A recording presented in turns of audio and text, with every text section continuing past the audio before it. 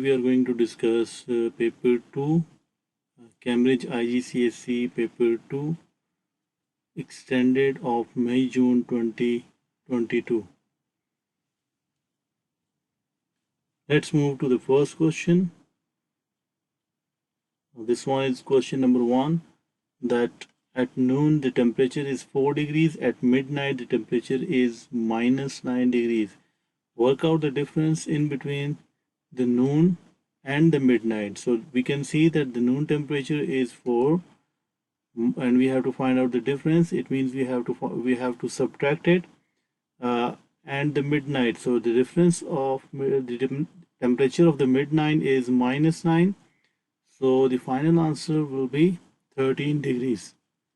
So this will be the final answer. Let's move to the second part, second question. Thibault records the numbers of cars of each color in a car park. The table is given to us. He draws a pie chart to show this information. Calculate the sector angle. Now it means that we have to find the angle of the red cars. So we have to calculate. So these two are the keywords, and calculate is the command word. So what we can do, we know that for red, we have 3 reds, and total number of cars will be 8 plus 5, 13, 13 plus 7, that is 20, multiply by, we have to find the angle, so we have to multiply it with 360. So 3 divided by 20 multiply by 360. So this will be equals to 54. So 54 will be the final answer. Let's move to the next one. Now figs cost 43 cents each. Lira has $5 to buy some figs. Now calculate, let me write it over here, that figs has 0.4, one fig has cost 0.43. So one fig cost is $0.43. So dollars, in terms of dollar, this will be 0.43. Lira has $5 and to buy some figs. Calculate the largest number of figs Lira can buy. Now first of all, we have to find out that how many figs she can buy. That is $5 divided by $0.43. So this will be 5 divided by 0.43. So this will be equals to 11.6. So it means that she can buy 11. So we can say that she can buy 11 figs and cent change. So we have to find out the cost for the 11 figs. So this will be equals to 11 figs multiply by 11 figs for the 0.43. This will be the cost of 11 figs. So this will be 4.73. So we can write it over here that cost of 11 figs will be equals to 11 multiplied by, because the cost of one fig is 0.43. So 11 multiplied by 0.43. So this will be equals to 4.73. Now what we have to do, the amount of change, we have to find out the amount of change she receives. So she has $5. So we can say that the amount of change will be amount of change. This will be equals to $5 minus $0.73. So 5 minus this will be equals to 0.27.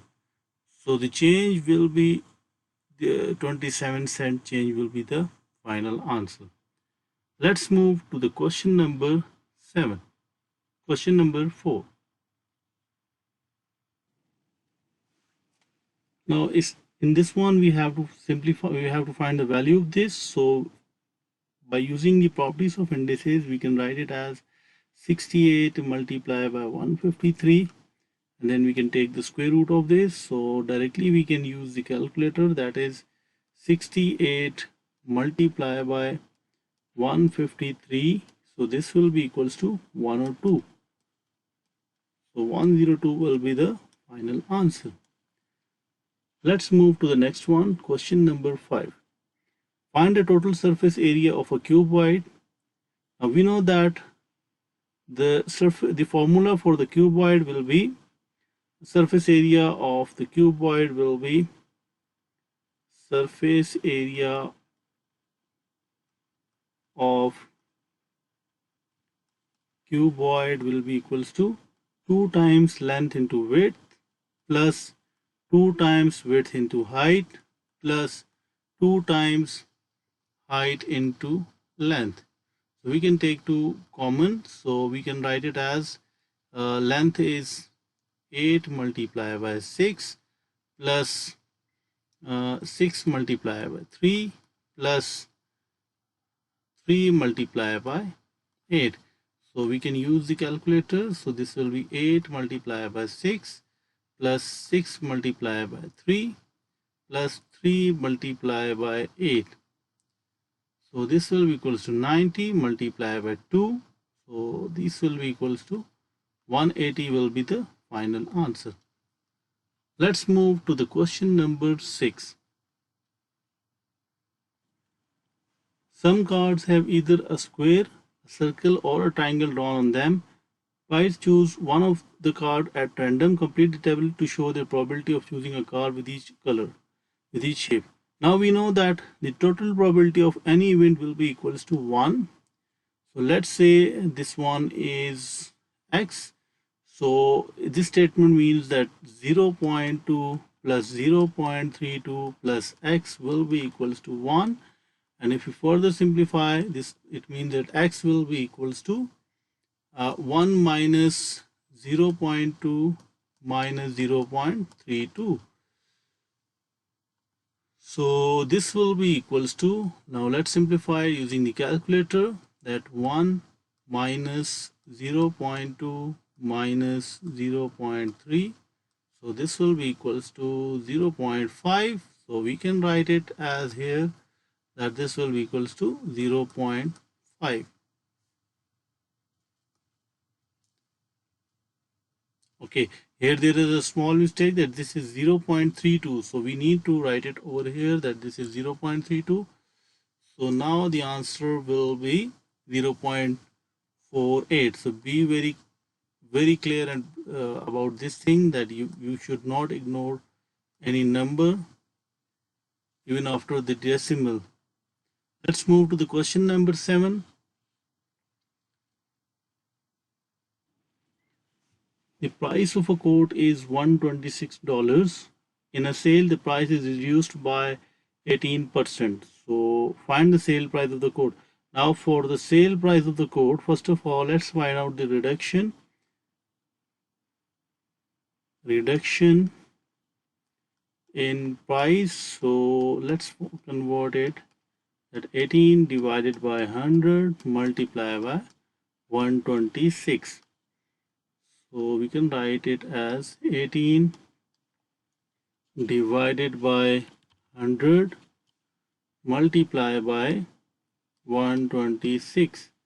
So this will be equals to 22.68.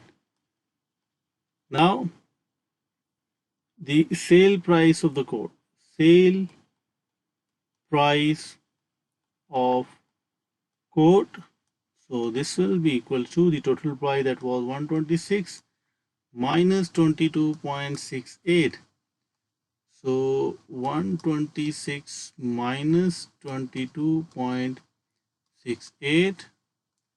So this will be equals to 103.32.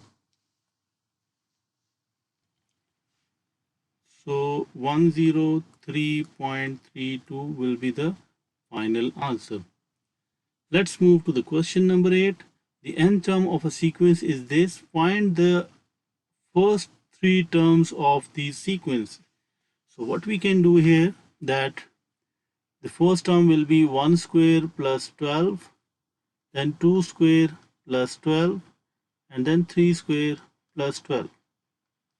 The first term will be 1 square means 1 plus 12 is 13. So 4 plus 12 is 16, and then 9 plus 12 is 9 plus 12. This will be equals to 21. So 13, 16, and 21. This will be the final answer. Let's move to the question number 9. Now for question number 9, let's see this one, that the bearing of B from A is 0.59.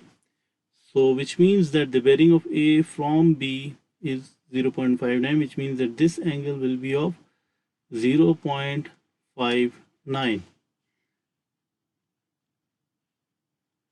Now work out the bearing of A from B. Bearing of A from B. So from B means that we have to draw a north line over here. We have to draw a north line at point B.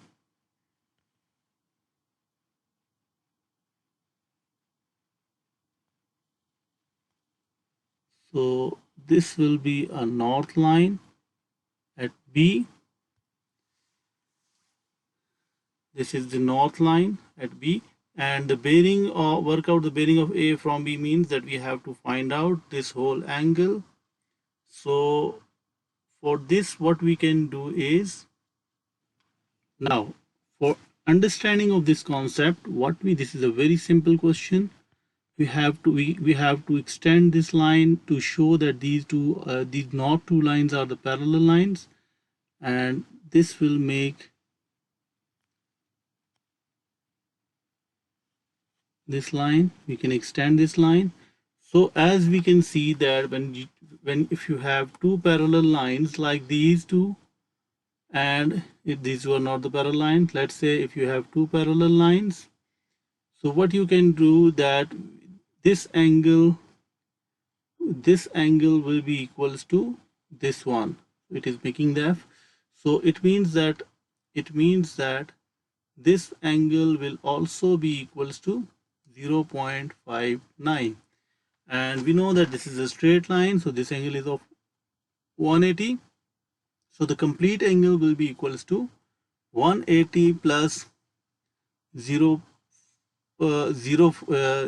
plus 59 degrees, 0.59. This is not 0.59, this is 0.59.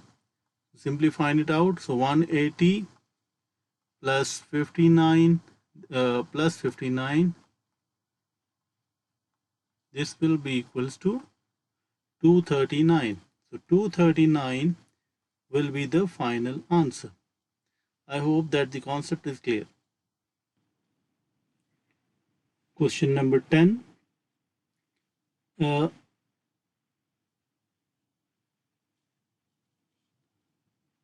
P minus Q. P is this and Q is this. So we have to find out P minus Q. So for P minus Q, what we can do is simply write over here that 2 and 8 minus 1 and 4. So this will be equals to 2 plus 1 is 3 and 8 minus 4 is 4. So 3 and 4 will be the final answer. Let's move to the second part. 6P. We have to find 6 into P. Now P is this. So this will be equals to 6 to the 12 and 6 8 the 48. So 12 and 48 will be the final answer. Let's move to the part B. Now in part B, find P minus Q, magnitude of P minus Q. Now we know that this is P minus Q, so magnitude, the formula for the magnitude is x square plus y square. So here we can write it as 3 square plus 4 square, and which means that 9 plus 16. So this will be equals to 25, and final answer will be equals to plus 5. We will ignore the minus because magnitude will always be in positive way. Let's move to the question number 11. Find the value of p when 6p, now 6 power p plus multiply by 6 power 6 is equal to 6 power 28. So we can see that the bases are same, so we can write it as 6p plus 4 is equals to 628. Now if the bases are same, it means the power will be same. So finally we can write it as p is equals to 28 minus 4, which means 24 will be the final answer. Let's move to the question number 12. Now, an it cycles a distance of 70 km from Maldives to Newtown. Leaving Midvale, she cycles for 1 hour 30 minutes at constant speed of 20 kilometers per hour and then stops for 30 minutes. She then continues the journey to Newtown at a constant speed of 16 kilometers per hour. Now here we have to draw the distance time graph for the journey. Now here we can see that cycle the distance 70 kilometers total, and leaving Maldives she cycles for 1 hour 30 minutes at a constant speed of 20 kilometers per hour. Now let's see that here for 1 hour and 30 minutes. So here we can see that on x-axis it's 1 hour, it is in the hour, so 1 hour 30 minutes means that this point will be somewhere here, this 1 2 3 4 5, so it will be somewhere here. So now what we can do further, that we need to find out the distance, because we know the speed over here, so it means that distance will be equals to speed will be equals to distance over time. So which means that distance will be equals to speed into time. So for first 1 hour and 30 minutes the speed is 20, so this will be 20 multiplied by 1.5, because we need time in hours, so this will be 1.5. so let's find out over here. So 1.5 into 20, so this will be equals to 30, which means that for 1 hour and 30 seconds, for 1 hour and 30 minutes, the speed will be somewhere here. This point will lie somewhere here. Okay, so this we have to draw a straight line over here, this one. Okay, so this will be the first line.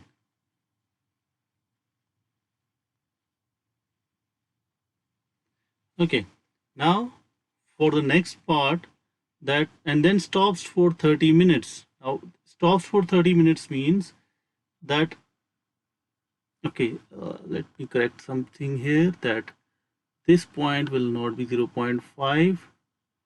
0.5 will be somewhere here. This point will be 0.5. Now as they said that it stops for 30 seconds, so it will continue its journey in a straight line, and she then continues the journey to Newtown at a constant speed of 16 kilometers per hour. 16 kilometers per hour. Now as we can see that this is the end point, that she has to cover 70 kilometers. So now here what we can do is, we know that the speed is this, and the distance is 40, because here from here to here she needs to cover 40 kilometers. So distance is 40 and speed is 16. We need to find out the time. So the time will be equals to using this formula, distance by speed will be equals to time. So 40 by 16, 40 divided by 16, so this will be equals to 2.5. So 2.5 means that she will reach at this one at 4.5. So at 4.5 she will reach at this point. So we need to draw a straight line like this.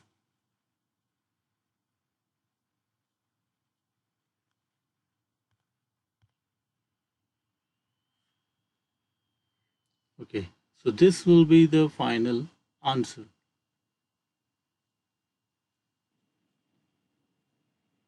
In part B, calculate the average speed of the whole journey.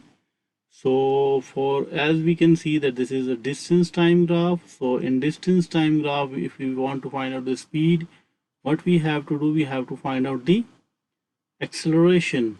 So we have to find out the gradient. So let's find out the gradient for the first part.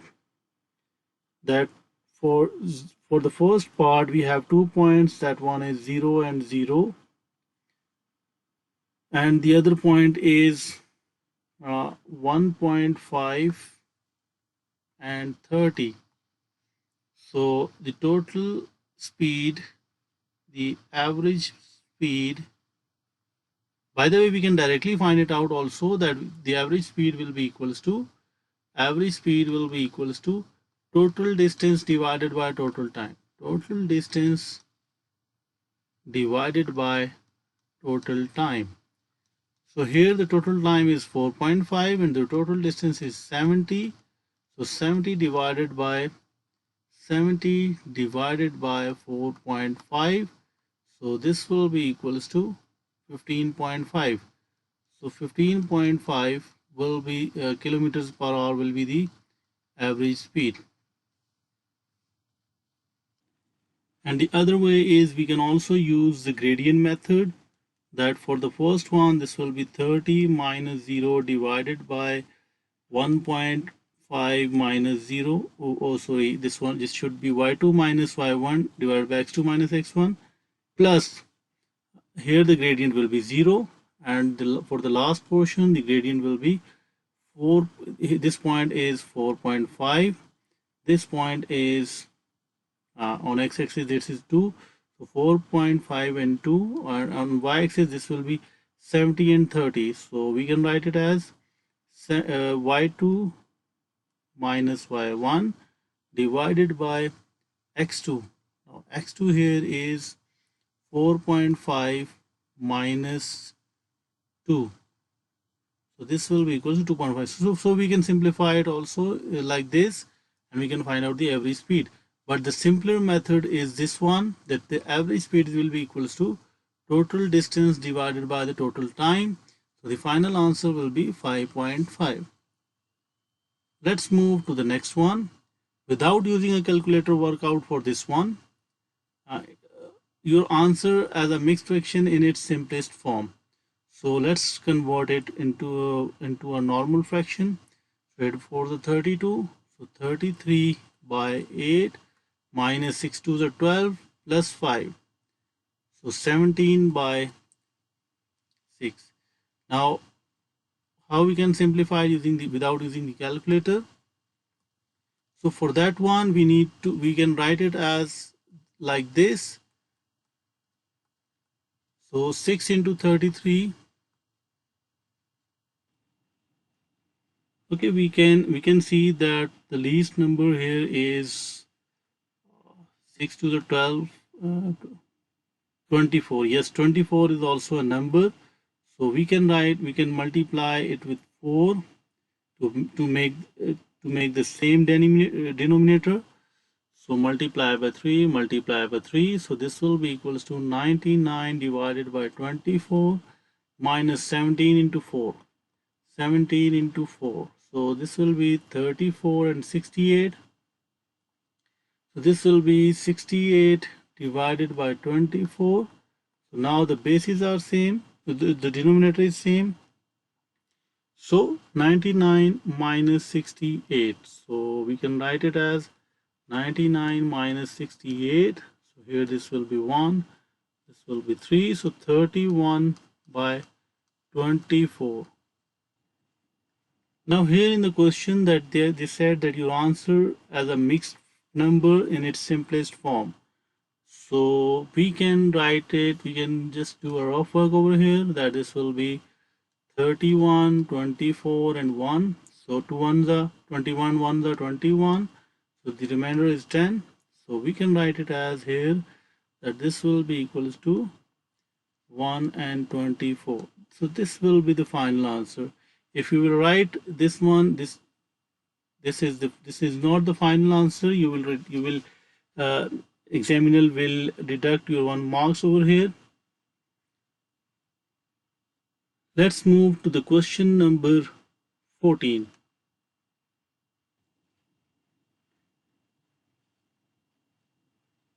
Okay, now here you can see that this should be equal, this should be 24. So 1s are 24, so the remainder must be 7. So there is a correction over here that this should be equals to 7. Let's move to the question number 14. Carlos invests 4540 at a rate of 3% per year compound interest. At the end of 10 years, he has earned 1328.54 in interest. Calculate the value of R. Now here it is the compound interest. So compound interest, the formula for the compound interest will be equals to principal amount into 1 plus R in percentage whole power the number of years, the time. Now here we can see that the principal amount is 4540, the total amount. This is not the amount, this is the amount he has earned.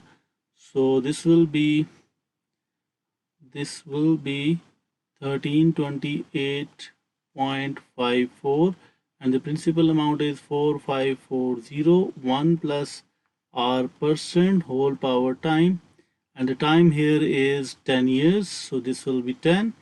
So let's rearrange this one. 1328.54 whole is divided by 4540 is equals to 1 plus R percent. Now how to remove this 10? So we have to take power 1 by 10 on both sides. So 1 by 10 on both sides. So we can cancel out these two. So this will be equals to, now finally we can write it as R percent will be equals to 1328.54 whole is divided by 4540 whole power 1 by 10 minus 1.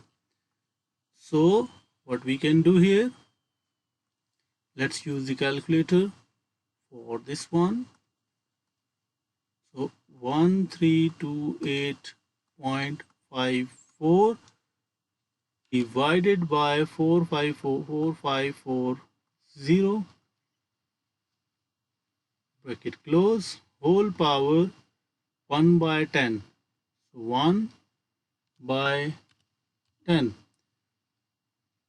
This will be equal to this minus 1. So this will be equals to minus 0.11. Minus 0.11. So here we have to find out the value of R.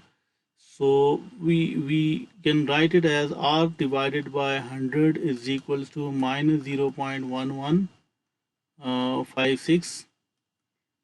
So if we want to find out the value of R, so R will be equals to minus 0.1156 multiplied by 100. So 11.56 will be the final answer because we have to convert the positive value. Let's move to the question number 15. Find the highest common factor of this and this. So let's write it over here that 12a cube b is equals to 2 multiplied by 2, 4 multiplied by 3 multiply by A, multiply by A, multiply by A, multiply by B.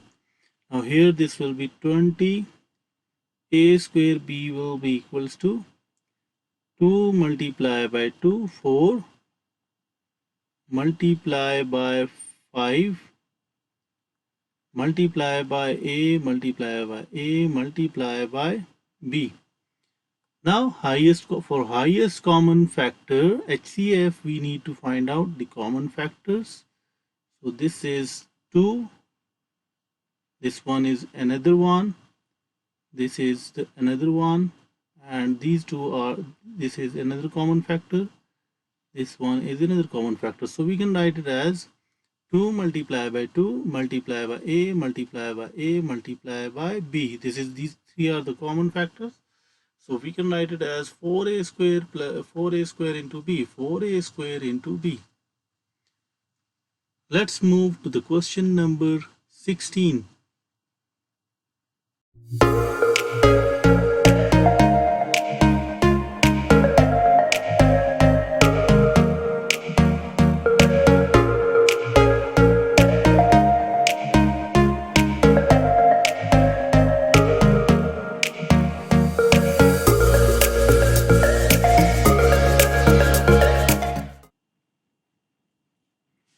Use a set notation to describe the shaded diagram. The Venn diagram is this one.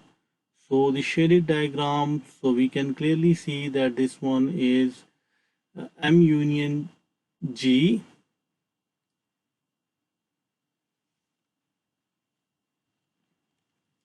So this one is M union G, M union G, intersection of what? Intersection of P complement, because P is not included in the shaded diagram. So M union B, M union G intersection P complement will be the final answer. Let's move to the second part, part B. Now in part B, we have to find out P intersection G. So for P intersection G, we can clearly see that that is 3 and 9. So for P intersection G, that will be 3 and 9 union M complement. Now for M complement, this will be 4, 3 and 6. These three will be the M complement. 4, 3 and 6. Other than M complement means the number of elements other than the circle M. So 4, 3 and 6.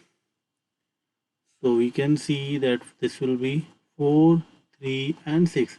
Now 3 is in both of them, so this will be 4, 3, 4, 6 and 9. So if we add all of them, so this will be equal to 9 plus 6 is 15, 15 plus 4 is 19, and then plus 3, 22. So this will be the final answer. Let's move to the part C.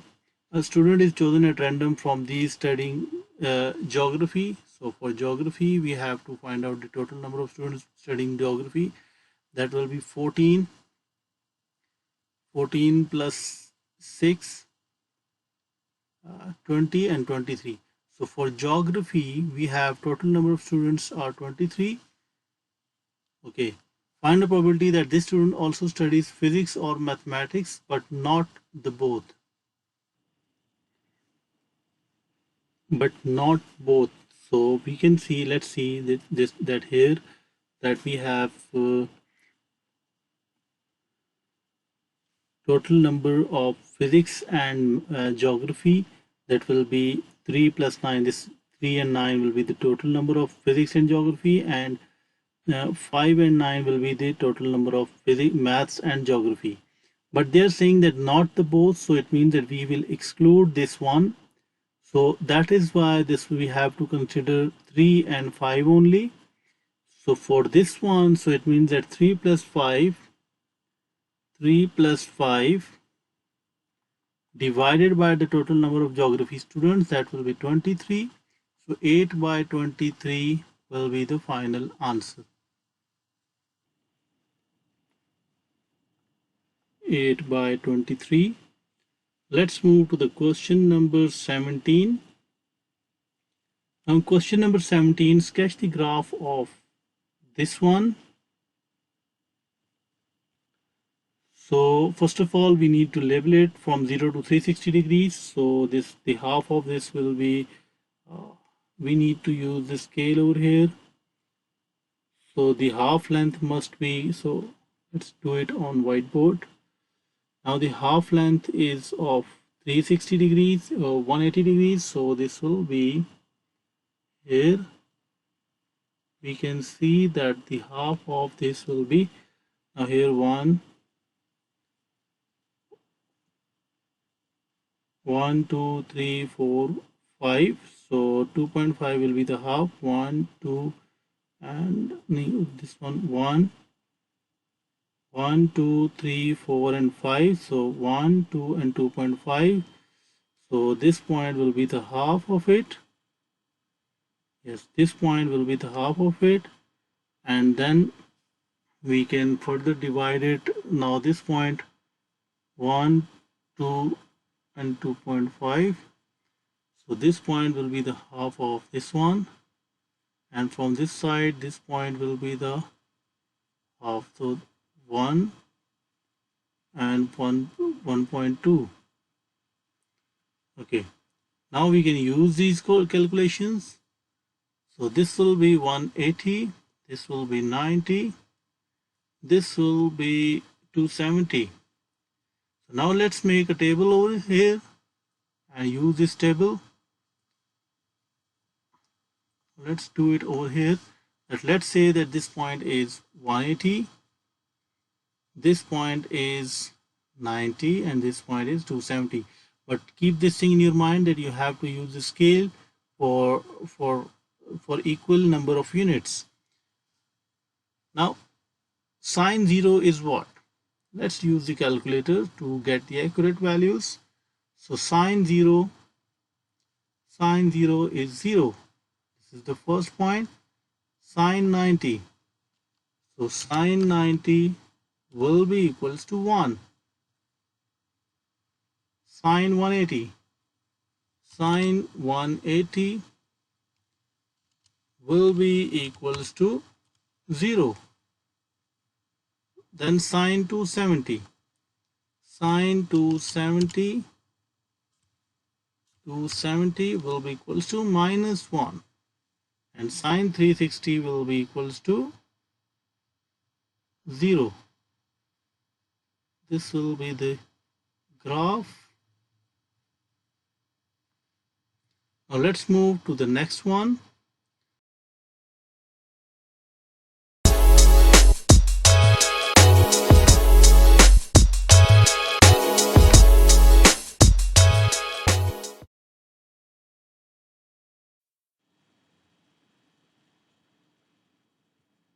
Let's move to the part B. So this will be equals to solve 3 sine of x plus 1. So 3 sine of x is equals to minus 1. So sine of x will be equals to minus 1 by 3. So x will be equals to sine inverse of minus 1 by 3. So sine inverse of minus 1 by 3, this will be equals to minus 19.47. So this will be the one angle. Now this is not the final answer. For final answer we need to use this concept, that here we can see that the sign is negative. So sign is negative in two quadrants. The fourth one here, this will be 19.47, and here this will be 19.47. Now what we can do, we need to find out the solution. So for solution we need two angles. The first one is this complete angle. So this will be equals to 180 plus 19.57. So 180 plus 19.57. So this will be equals to 199.57. And the other one will be this complete angle. So this complete angle will be equals to 360 minus 19.57. So So what we can do, 360 minus 199.57. So this will be equals to, not minus 190, 360 minus 19.57. So be careful about the values. So this will be 340.43. Let's move to the question number 18.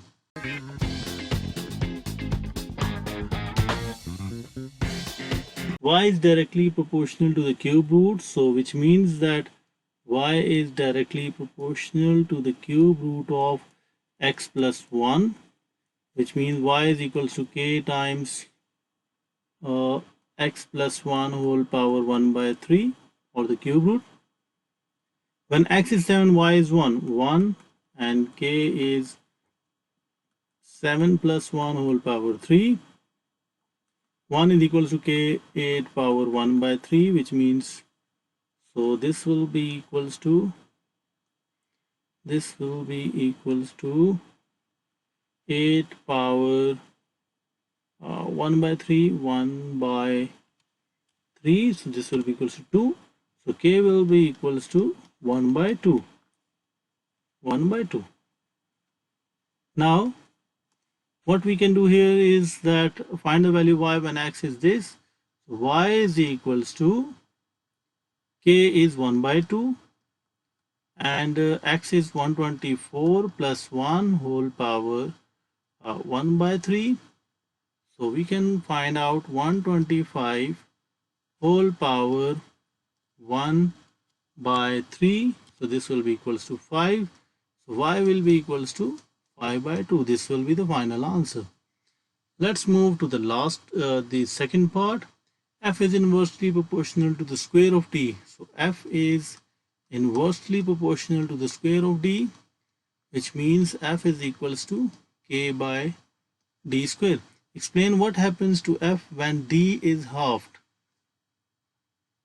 So d is halved means that f is equals to k by half, means 1 by 2 square. So 1 divided by 1 by 2 whole square. So this will be equals to, f will be equals to 4 times of k. So we can write that f will be multiplied by 4. Let's move to the question number 19. Find f of x is this, g of x is this, and h of x is this. So f inverse of x. So y will be equals to 7x minus 8.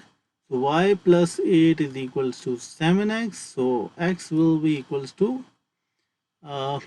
y plus 8 whole is divided by 7. So we can write that x plus 8 whole is divided by 7 will be the answer for f inverse of x. Let's move to the second question, part B. Find the value of x when h of x is equals to this. Now h of x is 2 power x plus 1 and g of 3. So g of 3 means that 4 divided by 1 by 3 plus 5. So let's find out this one, that 4 divided by 1 by 3, 1 by 3.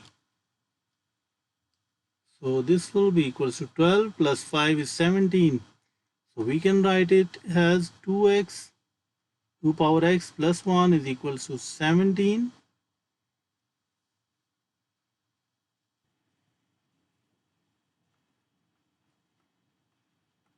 17 minus 1 is 16. So 2 power x is equals to 16. So we can further write it as 2 power x is equals to 2 power 4. So x will be equals to 4. As you can see that the bases are same, so the power must be same. So x will be equals to 4. Let's move to the question number 20. Factorize completely. So how we can factorize it? We can take 1 as common from the first two terms. So this will be 2m plus 3p. Now here we can take minus 4k. Minus 4k will be the common.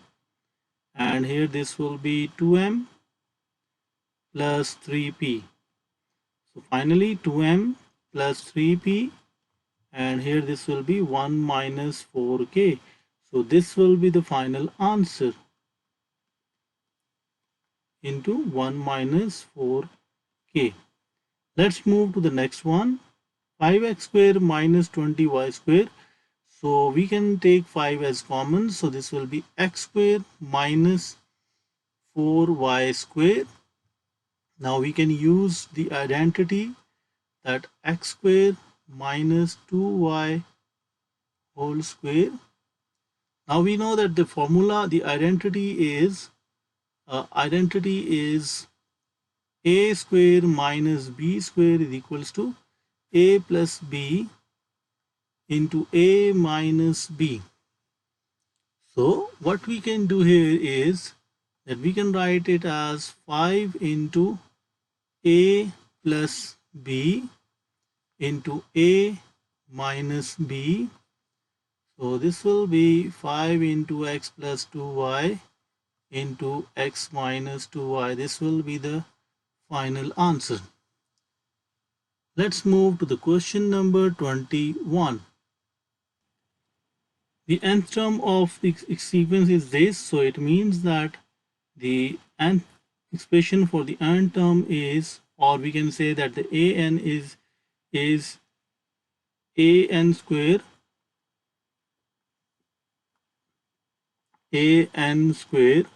plus bn minus 4.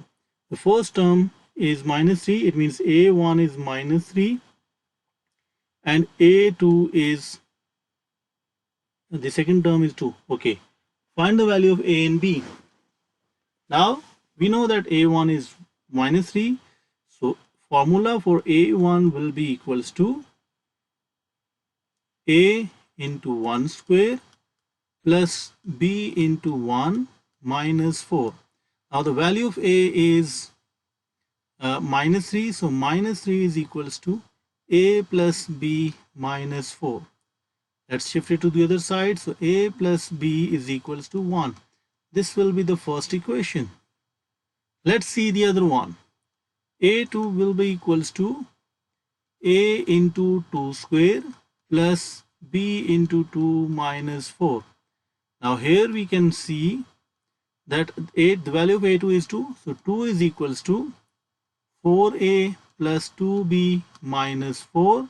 So if we shift it to the other side, so this will become 4a plus 2b is equals to 6. So divide 2 on both sides, so this equation will be more simpler. So 2a plus b is equals to 3. So this will be the second equation. Now we can subtract 1 with 2, so this will be 2a plus b is equals to 3 minus a plus b is equals to 1. So if you want to subtract it, so this will become, we have to change the signs over here. So minus, minus and minus. So here we can cancel out these two. So this will be a is equals to 2. And just put it in any of the equation. Let's put it in the first equation. So 2 plus b is equals to 1. So b will be equals to 1 minus 2, which means minus 1. So a will be 2 and b will be minus 1. This will be the final answer. Let's move to the question number 22. OA is equals to x, OB is equal to y, OD is equal to this. Calculate the ratio of AD and DB. AD and DB.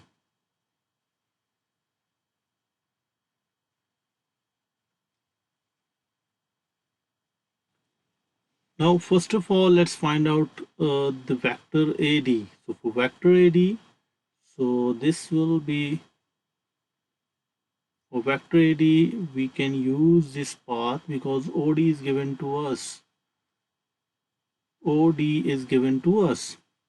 Now the vector AD, A to D, this is the resultant vector for the first case. So vector AD will be equals to, vector A to D will be equals to AO plus OD. Now here the OA is equals to, OA is equals to X. So AO will be equals to minus X. So we can write it as minus X plus OD. Where is OD? This one is OD. This one 3 by 7 plus X plus 4 by 7 Y. Now these two are the like terms. So we can simplify their coefficients. So 3 minus 1 plus 3 by 7. So this will be equals to minus 4 by 7, minus 4 by 7x plus 4 by 7y. This one is the vector AD. Now let's do some working for vector DB. This one is DB, D to B, and it follows the path DO. So we can write DB, vector DB will be equals to DO plus OB. Now DO, what about DO? DO will be equals to, let's change the signs of these two. So this will be minus 3 by 7x minus 4 by 7y. And OB will remain same because we are following the same order. So this will be equals to y. So we can simplify it as, so how we can simplify it as, so this will be minus 4 by 7 minus 4 by 7 plus 1 plus 1. So this will be equals to 3 by 7. So minus 3 by 7x plus 3 by 7y. We can write it in the simplified form. We can take 3 by 7 as common. So this will be equals to y minus x. Yes, we are changing the signs. We are just changing the direction also. So to write it in the better way. So here the AD will be equals to, let's take 4 by 7 as common. So this will be y minus x. Now we have to find out the ratio of this. So which means that we can write it as AD, vector AD divided by vector DB. Yes, we have to find out the ratio. So AD is 4 by 7 into y minus x. All is divided by 3 by 7 into y minus x. So we can cancel out these two. And we can cancel out 7 with 7. So 4:3 will be the final answer. I hope that the concept is clear. Let's move to the next question. Question number 23. Now in question number 3, the diagram shows a solid metal shape made for a cone and a hemisphere, both with radius 6.2 centimeter. The total surface area of the solid shape is 600 centimeters square. Calculate the slant height of length L, height L of the cone. The surface area of the sphere is with the radius r is this. So for hemisphere, yes, this is the hemisphere. So this is a hemisphere. This one is the cone and this one is the hemisphere. So this is a very important point, that the surface area for hemisphere, the formula for the surface area of hemisphere will be equals to 2 pi r square, because we have to divide it with 2. So please do not get confused and do not use the formula directly, use the common sense. Now the curved surface area A of a cone with radius r and the slant height L is this. Now we have to find out the slant height.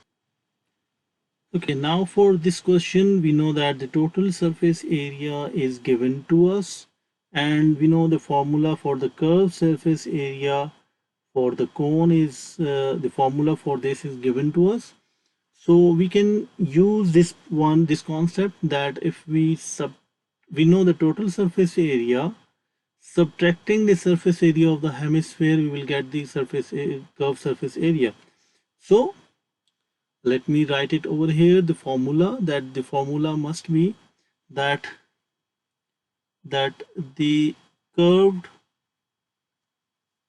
surface area, curved surface area means that the area of this area, the curved surface area, will be equals to the total surface area, the total surface area minus the surface area of the hemisphere, surface area of the hemisphere. So this will be equal to the total surface area, the curved surface area. The formula for the curved surface area is this. So pi RL is equals to, now the total surface area is 600 minus the surface area of the hemisphere, 2 pi r square. Now here that L will be equals to 600 minus 2 pi, the radius is 6.2, so 6.2 whole is divided by pi into 6.2. So let's simply write it over here. So this will be 600 minus shift